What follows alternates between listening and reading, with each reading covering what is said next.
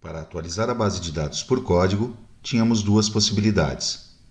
Fazer isso utilizando o Business Component da transação, através de seus métodos, ou fazê-lo exclusivamente dentro de um procedimento, através dos comandos new, foreach com atribuição direta dos atributos a serem modificados, e o comando delete. Como vimos, com ambas as opções é controlada a unicidade de registros, ou seja, nunca é permitido deixar na base de dados registros com chave primária ou candidata repetida. No exemplo, nunca serão permitidas duas atrações com o mesmo identificador. E se, por exemplo, attraction name fosse chave candidata, também não seriam permitidas duas atrações com o mesmo nome. Isto é verificado automaticamente pelo Business Component ou pelo comando no procedimento, antes de tentar a operação na base de dados. Até agora, o que é igual. Agora vejamos as diferenças. Quanto à garantia da integridade referencial, a inserção, atualização ou eliminação via Business Component verificará, antes de realizar a operação, que a integridade referencial não seja violada, tal como faz a transação. Por exemplo, se quiséssemos modificar a categoria da atração 3 para uma inexistente, o Business Component controlará previamente que exista a categoria 100 na tabela Category, e se não existir, não tentará a atualização. E também carregará uma mensagem de erro indicando isso na coleção de mensagens que nos retorna se solicitamos. Ao contrário, as operações realizadas pelos comandos específicos em procedimentos não realizarão nenhum controle de integridade referencial. Isto significa que, se por exemplo queremos atualizar a categoria da atração 3, agora por atribuição dentro de foreach, não será consultada a tabela Category para saber se existe uma categoria 100 antes de enviar a ordem para a base de dados para que atualize esse registro. Portanto, se a base de dados também não controla a integridade referencial, ficaremos com um dado inconsistente. E se ela controla, como é o comportamento padrão, lançará uma exceção e o programa que estamos executando será cancelado. Portanto, no momento, a balança parece inclinar-se para o uso de Business Components. No entanto, se os registros a serem atualizados são milhões ou bilhões, a coisa muda um pouco. Controlar para cada registro a integridade referencial antes de realizar a operação é uma tarefa que leva tempo. Insignificante se trata-se de poucos registros, mas muito importante se trata-se de milhões. Nesse caso, a atualização com comandos de procedimentos é a solução se o desempenho se torna fundamental. No exemplo, poderíamos executar o foreach apenas se tivermos certeza de que existe a categoria 100. E até poderíamos melhorar ainda mais o desempenho utilizando a cláusula blocking do foreach. E por último, o que acontece com regras e eventos definidos na transação? Sabemos que a atualização por Business Components os executarão, aqueles que correspondam, claro, que não tenham a ver com a interface da transação. Assim, se temos uma regra de erro que não permite inserir uma atração sem nome e tentamos, por exemplo, inserir uma nova atração autonumerada através do Business Component, será permitido?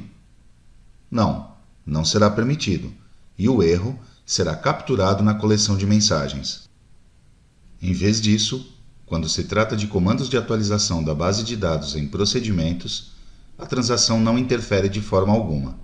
Ou, bem, apenas intervém na medida em que define a tabela da base de dados, mas apenas para isso. Portanto, as regras ou eventos não são considerados para nada. Portanto, no exemplo, mesmo que haja uma regra de erro, a inserção através do comando new em um procedimento não ficará atenta e vai inserir o registro com nome vazio sem nenhum problema. Outra vez, aqui a balança se inclina claramente para a utilização de Business Components em vez de comandos de atualização em procedimentos, pois nos asseguramos de que toda a lógica de dados seja executada. Poderíamos repeti-la no procedimento, mas sabemos os problemas que acarreta a duplicação. Por outro lado, obviamente executar as regras e eventos leva tempo. Se o desempenho for um problema, então provavelmente precisaremos atualizar a base de dados com comandos específicos de procedimentos. Uma última vantagem dos Business Components em comparação com comandos específicos de atualização é que, enquanto os primeiros podem ser utilizados praticamente em qualquer objeto que suporte código, por exemplo, em eventos de Web Panels ou Panels, os segundos só podem ser programados em procedimentos. Sobre o commit e o rollback, vale o mesmo para ambas as formas. Em outras palavras, o desenvolvedor deve cuidar de utilizá-los onde lhe for conveniente, independentemente de que os procedimentos tenham a propriedade commit on exit por default em yes. Vejamos um caso especial que pode ser confuso. Suponhamos que a partir deste Web Panel, queremos chamar este procedimento, que tentará inserir uma atração na base de dados e nos devolverá seu ID, uma vez que é autonumerado. Temos que decidir se inserimos o registro com o comando new ou o fazemos com o Business Component. Façamos primeiro com o comando. Como a propriedade commit on exit está com seu valor default yes e claramente se está realizando uma operação na base de dados, então GNexus coloca um commit implícito no final do código-fonte do procedimento. Por esse motivo, sabemos que ao retornar da execução do procedimento, nesta sentença, se foi possível inserir o registro, então ele já terá sido comitado. E é por isso que a lista de navegação nos dá este aviso. Vejamos as atrações que existem na base de dados. Agora, executemos. Voltemos a observar as atrações. Tal como esperávamos, aqui encontramos a nova atração turística. Mas agora, observemos o que teria acontecido se, em vez de inserir com o comando new, o fazemos com o Business Component.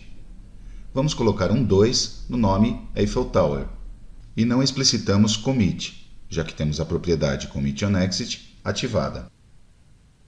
Se observamos a lista de navegação, já vemos algo estranho.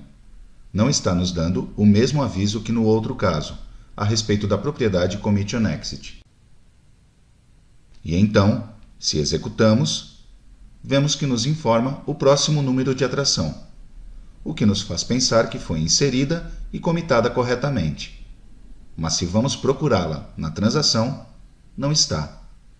O que aconteceu? Em vídeos anteriores, dissemos repetidamente que o fato de ter a propriedade commit on exit de um procedimento com seu valor yes não significava que GNexus sempre colocaria um commit no final do código-fonte. Dissemos que só o faria se descobre que no source do procedimento, em algum lugar, está querendo acessar a base de dados para fazer alguma operação de CRUD, create, update, delete. Portanto, no primeiro caso, claramente colocará um commit, porque o comando new inequivocamente representa uma operação de CRUD. No entanto, não reconhece para o segundo caso uma operação desse tipo. É que toma o Business Component por sua estrutura, como um SDT, e não consegue interpretar o método insert como corresponde. Portanto, não entende que no source deste procedimento deseja-se fazer qualquer operação de CRUD, e é por isso que não adiciona o commit ao final do código-fonte. Portanto, neste caso, por enquanto, não teremos escolha a não ser torná-lo explícito. Se testamos agora, se comporta como esperávamos. Com isto, vimos as principais diferenças entre realizar operações de CRUD com Business Components e fazê-lo diretamente em procedimentos através dos comandos específicos.